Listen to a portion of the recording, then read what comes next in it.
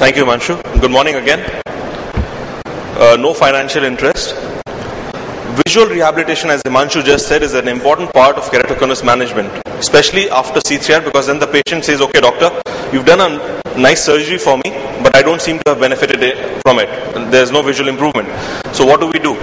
Traditionally, we know that keratoconus has been managed by spectacles, which were successful in early keratoconus, although the quality of vision may not have been very good.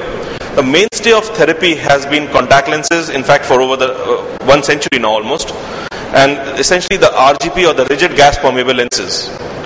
However, the quest for spectacle and contact lens independence continues, and most of these are young patients who do not want to wear contact lenses and spectacles just like any of their peers. And therefore the surgical treatments have come in to enhance the quality of vision and to also thereby enhance the quality of life. Dr. Bharti touched upon those aspects. I'll be continuing in the same vein. Phakic IOLs are a relatively newer but exciting modality for keratoconus patients. In fact, in India we do not have any regulatory things like this, but in USA if it is used, it would be called an off-label use. It was not designed for this purpose, but the benefit seems to be imparted to such patients. These are recommended when the cornea is stabilized, either naturally, that means the progression has stopped naturally, or after a C3R surgery. Keratoconus patients usually have myopic astigmatism, and therefore they often require a toric phakic IOL. Now, you can understand how new this topic is, because there are about just 6 studies which were reported in Medline survey that I did, out of which only 2 were case series and 4 were essentially case reports of very small series of 2 or 3 eyes.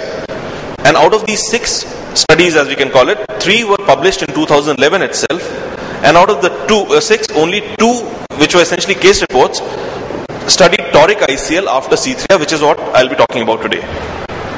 Toric ICL, or it also stands for implantable corneal lens, is a posterior chamber phakic IOL manufactured by Star Surgical Switzerland.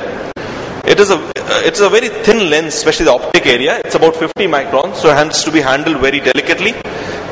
These are the end plates. This is the optic. The haptic is around this, and these are the end plates. The end plates are about 100 microns, and the haptic area is about 500 to 600 microns. Visual acuity just a few things that I want to highlight. Visual acuity post toric ICL implantation may not be as good as with a well-fitted RGP contact lens in keratoconus patients. Now you have to remember that all these visual rehabilitations are essentially a trade-off. RGP lens, a well-fitted lens, is still the gold standard in terms of providing visual rehabilitation. It is important to highlight this fact to the prospective ICL patient, toric ICL patient, or they may be very unhappy later, because the vision with RGP lenses up to moderate keratoconus can be very good. The reason why the vision with toric ICL is less than RGP lenses, because in such patients, keratoconus patients, there is irregular astigmatism. With the RGP lens, a tear lens is formed, which is responsible for very good vision, and this tear lens factor is absent in toric ICL. I'll just go over what this tear lens factor is.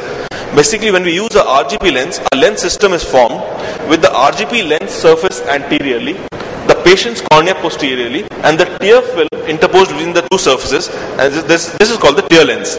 By modulating the curvature and the power of the RGP lens, we can correct the refractive error, and therefore this can help provide very good vision. Toric ICL, let's look at the indications for patients of keratoconus.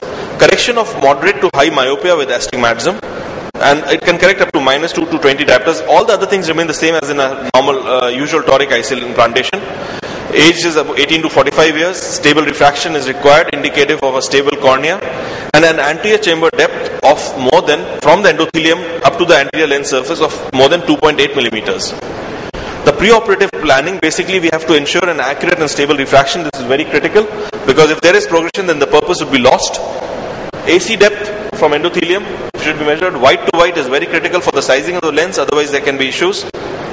Pachymetry, keratometry, specular microscopy, back vertex distance, which is assumed to be 12, and then selecting the ICL by using the software, and the calculation software provided by the company, which is online, and it gives us the power and the size of the lens. We measure the horizontal white to white. It is best measured by a digital caliper, and I prefer to have a patient lying supine under a microscope, although a lot of my colleagues do measure on the slit lamp also. And this can be validated by the OP scan by using the iMatrix tool. The anterior chamber depth should be a minimum of 2.8 millimeters. This cannot be overemphasized, and this can be measured either by OPSCAN, Pentacam, anterior OCT, or even the ultrasound method.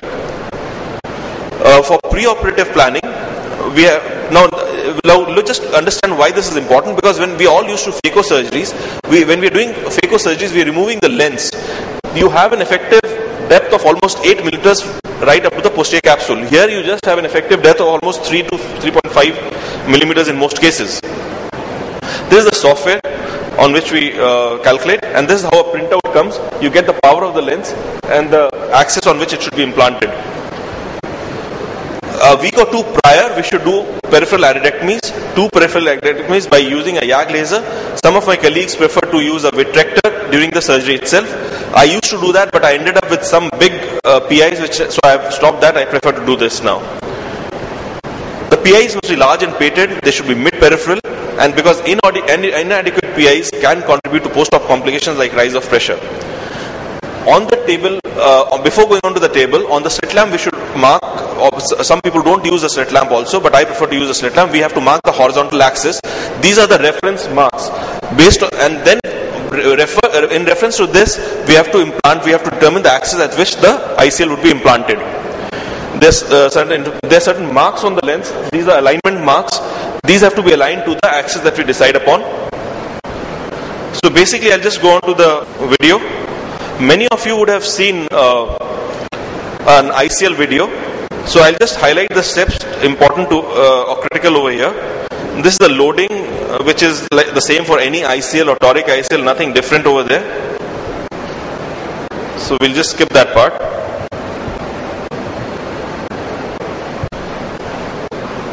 Now, just look here. I want to concentrate you concentrate on something. You can see that this is the radial axis marker. We are marking the axis at which we want the lens to be implanted. This is marking the axis. Now, very important that you have this radial marker placed properly, because if you see there's more of scleral show over here. So here I'm actually going wrong, because as you'll see, the marks will be a little towards the left side.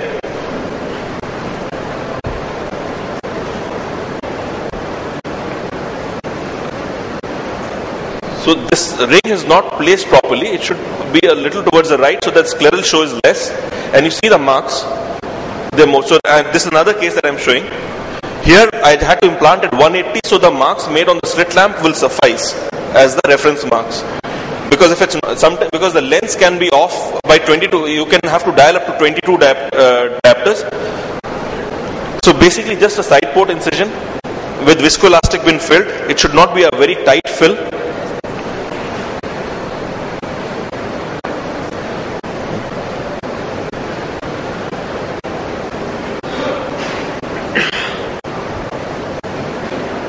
Then a temporal incision is made for the implantation of the lens.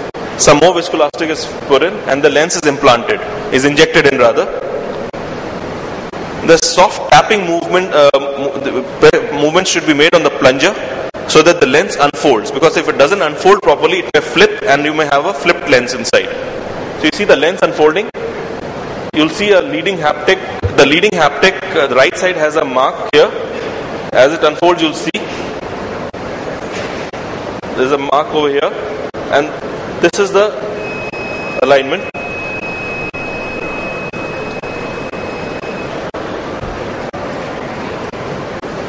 You can see the alignment marks. These are the alignment marks which have to be aligned with the reference axis. Then these are the end plates being tucked behind the iris.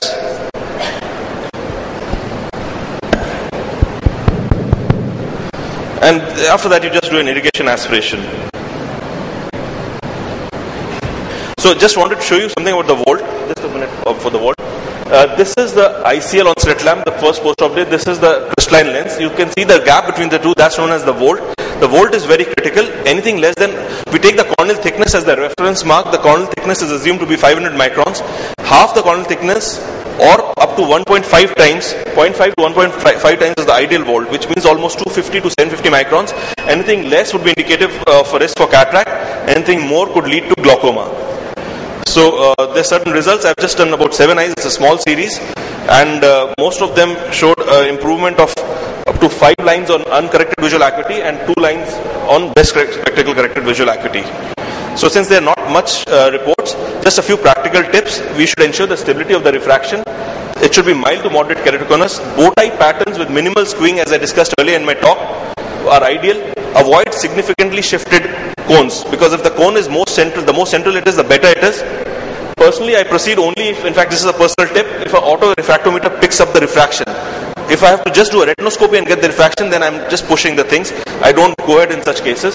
Subjective refraction takes precedence over objective refraction, because in keratoconus you must have noticed many times that the subjective refraction is different from the axis acceptance is different from the objective measurements. And be realistic and inform the patient that visual acuity after toric ICL is unlikely to be that of a match that of a well-fitted lens. So these are still early days, but the results appear encouraging, and they can also be compiled. These devices can be combined with intracorneal rings that segments that Dr. Bharti talked about. Thank you for a patient hearing.